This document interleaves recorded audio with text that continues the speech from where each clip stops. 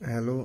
आज क्लास 12 को physical chemistry को एउटा क्वेसन जुन चाहिँ इक्जाममा सोधिसकेछ 2060मा हेर्न सक्नुहुन्छ। 2060मा सोधेको क्वेसन हो र यसलाई मैले आज सोल्भ गर्न लाग्छु। क्वेसन यसरी रहेको छ कि फर द ग्यासियस रिएक्सन दिएछ A plus B and product become the C plus D. It is found that rate is equal to K A and power 2 B power 1. Here A means concentration of reactant A and B means concentration of the reactant B. How many times does the rate of the reaction increase or decrease if? अब यहाँ 5वटासम्म question दिएको छ र मैले पालै पालो पढेर प्रत्येक क्वेसन गर्नेछु र पहिलो क्वेसन यसरी रहेको छ कि let the partial pressure of both A and B are doubled. मतलब कि पार्सल प्रेसर ए र बी को दुईटैको यदि डबल गरियो भने जुन रेट अफ रिएक्सन छ हाम्रो यो रेट यसमा फरक क्या हुनेछ त यो रेट अफ रिएक्सन यसमा फरक क्या हुनेछ त्यही कुरा सोधिएको छ। त यहाँ सुरुमा हामीलाई कन्सिडर गर्नु पर्यो late the partial pressure of A and B PA and PB respectively. A को पार्शियल प्रेशर हमले PA मान्यौं र B को पार्शियल प्रेशर PB मान्यौं। ठीक छ। लेट द यहाँ लेखिहालौं initial partial pressure initial partial pressure of A and B P and PB. ठीक छ। त्यसपछि भन्यो partial pressure of A and B are double so let the final pressure in this condition be यो condition में मानिहालौं P A dash and P B dash for A and B respectively. यो जुन question दिएको छ त्यो condition अनुसार हामीले PA डैश र PB डैश मानिहालौं। देन कन्डिसन अनुसार PA डैश हाम्रो के भइहाल्छ P2 PA भइहाल्छ and PB dash PB dash is equal to 2 PB भइहाल्छ। ठीक छ। अब यहाँ हामीलाई दिएको छ rate of reaction in terms of concentration of the reactant product. So rate of reaction in terms of concentration of reactant is हामीलाई कति दियो त रेट अफ रिएक्सन आर बराबर भन्न सक्छौं हामीले के ए 2 बी 1। अब समस्या यही हुन्छ कि मतलब रेट अफ रिएक्सन हाम्रो रिएक्टेन्ट कन्सन्ट्रेसन अनुसार दिएछ तर हामीलाई यहाँ कुरा सबै पार्शियल प्रेसरमा गरिएको छ त्यसैले हामीले कन्फ्युज हुने कुरै छैन। कन्सन्ट्रेसनको जुन कन्सन्ट्रेसन को आधार में जुन रेट अफ रिएक्सन दिएछ त्यसलाई हामीले सिधै पार्शियल प्रेसर को हिसाबले रेट अफ रिएक्सन लेख्न सक्छौं।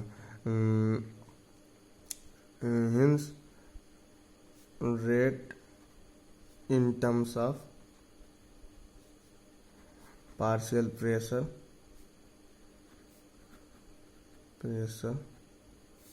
इज त के हुन्छ त यसको आर बराबर sorry not R dash R बराबर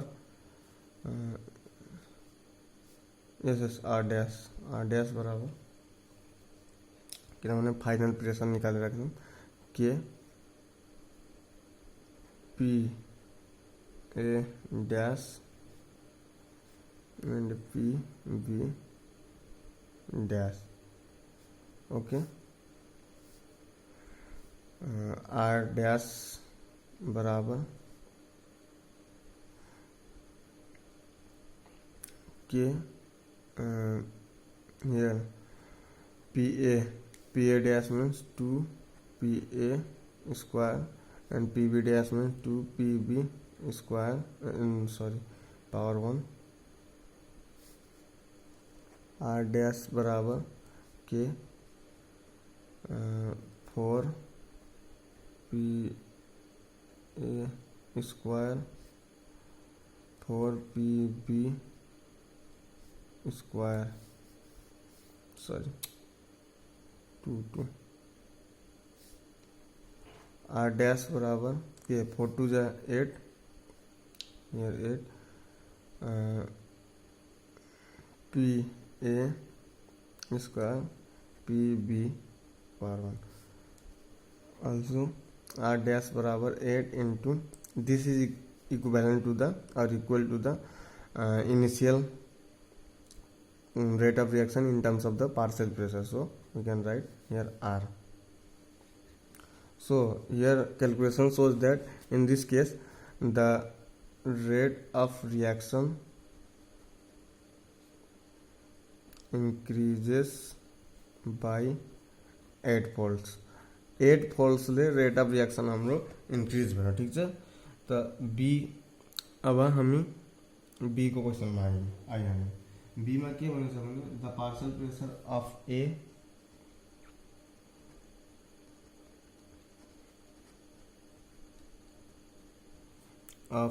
ए doubles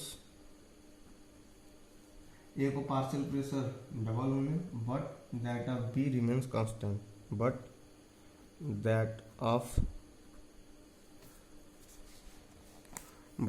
of B remains constant। मतलब अब अर्को क्वेश्चन में के भनेछ भने ए को पार्शियल प्रेशर डबल गरिदिने तर बी को चाहिँ कन्स्टेन्ट राख्ने, तब त्यसपछि के आखिर मतलब कि चेन्ज आउन सक्छ रेट अफ रिएक्सनमा। त त्यसको लागि पनि गरौँ, त्यसको लागि पनि गरिहालौँ। फेरि let the partial pressure B PA double dash and PB double dash in this, let the final in this condition, okay। Final partial pressure यो कंडीशन में PA डबल डैश र PB डबल डैश मानिहालौं for A and B respectively, किनभने PA dash र PB dash हामीले अगाडि मानिसकेका छौं, त्यसैले डबल डैश मानेका छौं, ठीक छ। त अब क्वेशन अनुसार PA डबल डैश हाम्रो 2 PA हुन्छ एन्ड PB डबल डैश बराबर PB नै हुन्छ, किनभने B partial pressure of B is constant, okay. So rate of reaction R double dash here is equal to K PA double dash power 2 PB double dash power 1, okay। Here K PA means 2 PA square, PB means PB, okay। 2 2 जा 4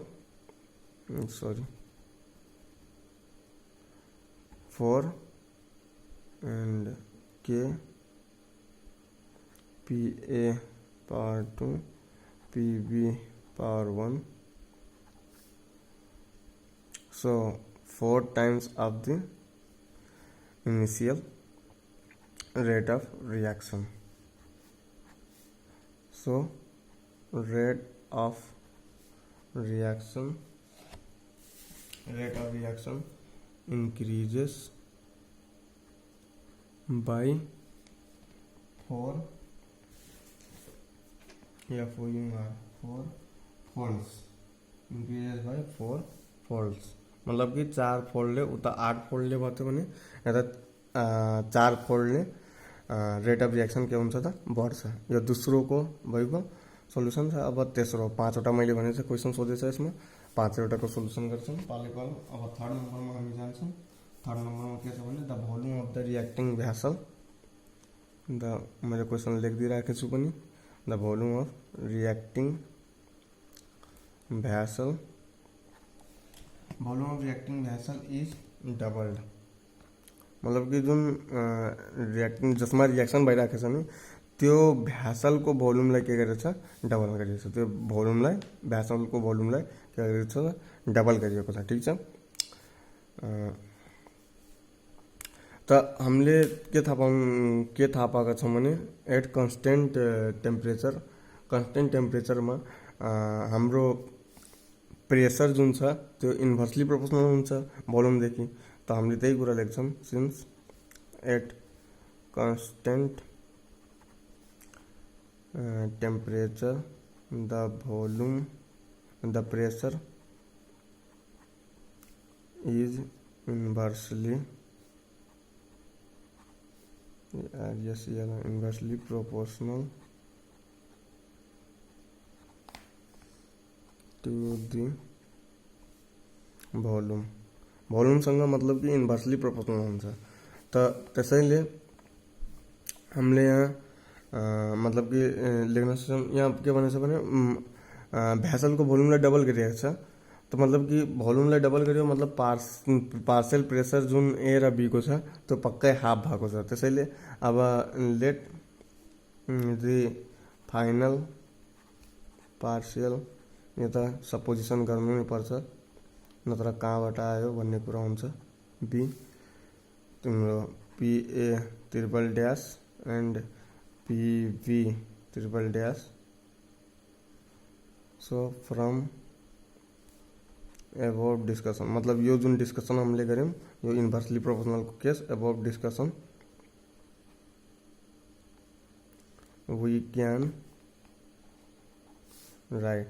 हामीले के लेख्न सक्छौँ भने PA triple dash जुन छ half भइहाल्ने, volume double भयो भने कन्स्टेन्ट टेम्परेचरको कन्डिसनमा भोल्युम यदि डबल भयो भने प्रेसर के हुन्छ त, हाफ हुन्छ। त्यसैले PA सुरुको प्रेसर PA छ, हाफ भइहाल्ने, एन्ड PB ट्रिपल ड्यास बराबर PB/2। ठिक छ। त यो कुरा अब फेरि रेट अफ रिएक्सन नै निकाल्नु छ। त rate of reaction R triple dash बराबर फेरि त्यही फर्मुला PA, अब यहाँ ट्रिपल ड्यास हुन्छ। ठिक छ, स्क्वायर, अनि PB triple dash square power 1 equal to K PA triple dash means PA/2 square PB/2 को पावर 1। यो पावर 1 हो है, कन्फ्युज नहुनु। र 2 2 जा 4। अब यसमा क्यालकुलेसन के सम्झाउनु पर्यो र, ए 2 PB power 1। Okay, now so लास्टमा हामीले लेख्न सक्छौँ R ट्रिपल ड्यास बराबर R/4। Thus we can write that thus the rate of reaction decreases by 4 folds। 4 फोल्ड्सले रेट अफ रिएक्सन जुन छ त्यो डिक्रिज भइहाल्छ। ठिक छ, 3टासम्म हामीले सल्भ गऱ्यौँ। अब चौथो नम्बरको नम्बर डी नम्बरको पनि क्वेसन हेरौँ के भनिरहेको छ। डी नम्बरको क्वेसनले an inert gas is added which doubles the overall pressure, which DOUBLE doubles the OVERALL overall pressure पूरा बढ़छ, while the partial pressure of A and B remains constant, while the partial pressure of A and B remains constant. ठिक छ। अब overall pressure बनिरहेको छ बढ्छ, तर जुन partial pressure हाम्रो छ ए र बी को त्यो बनिरहेको छ कन्स्टेन्ट रहन्छ। त हाम्रो क्यालकुलेसन जति पनि हामीले अहिलेदेखि रेट अफ रिएक्सन निकालिरहेका छौँ त्यो सबै पार्शियल प्रेसर ए र बीमा भर परिरहेको छ। अब यहाँ भनिरहेको छ पार्शियल प्रेसर ए र बीको तिम्रो कन्स्टेन्ट नै हुन्छ भने रेट अफ रिएक्सन बढ्ने अथवा घट्ने कुरा, त्यसमा चेन्ज आउने कुरा हुँदै हुँदैन। सिन्स बाई यसलाई हामीले कसरी लेख्छौँ, since by adding an inert gas the overall pressure is doubled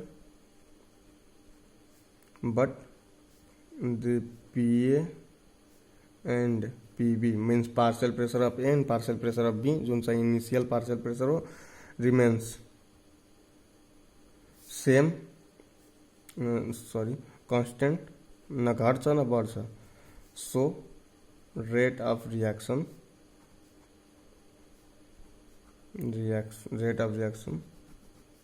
does not change अथवा does not changes or unaffected, मतलब कुनै पनि इफेक्ट रेट अफ रिएक्सनमा पर्दैन, जे थियो त्यही हुन्छ। ठिक छ। यो डी नम्बरको सोल्युसन भइगयो। ई नम्बरमा लास्टमा हामी पुगिसकेका छौँ। लास्टमा के भन्छ भने the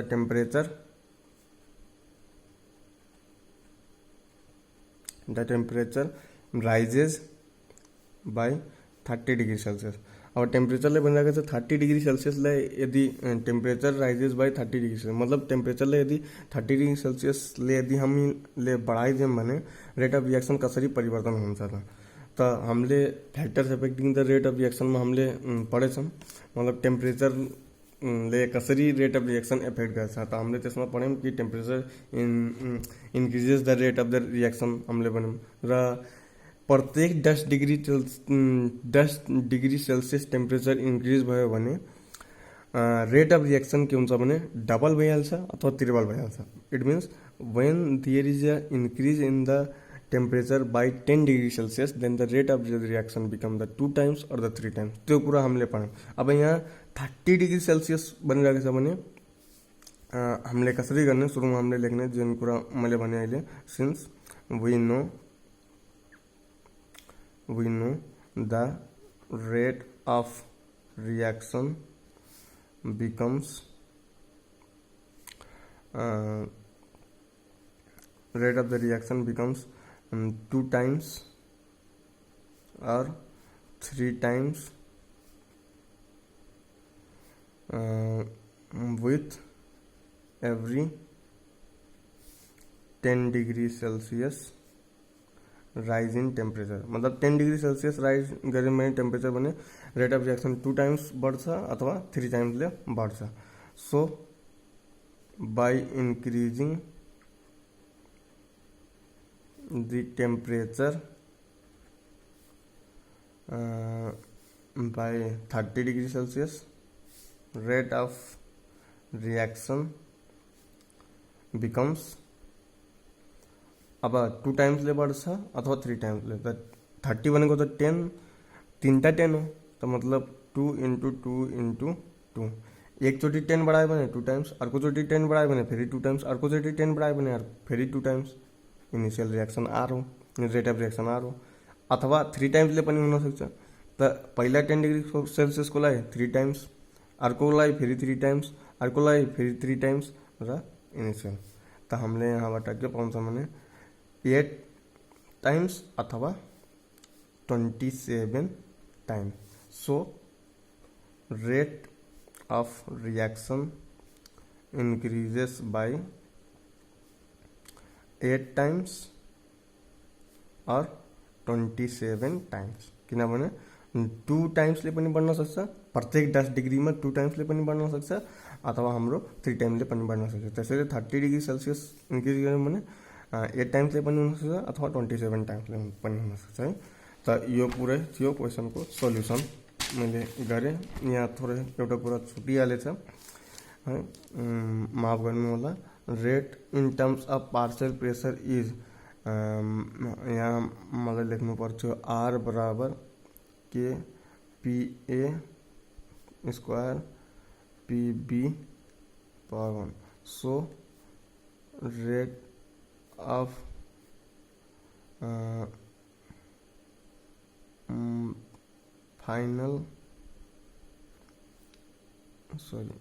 final rate of reaction is okay this.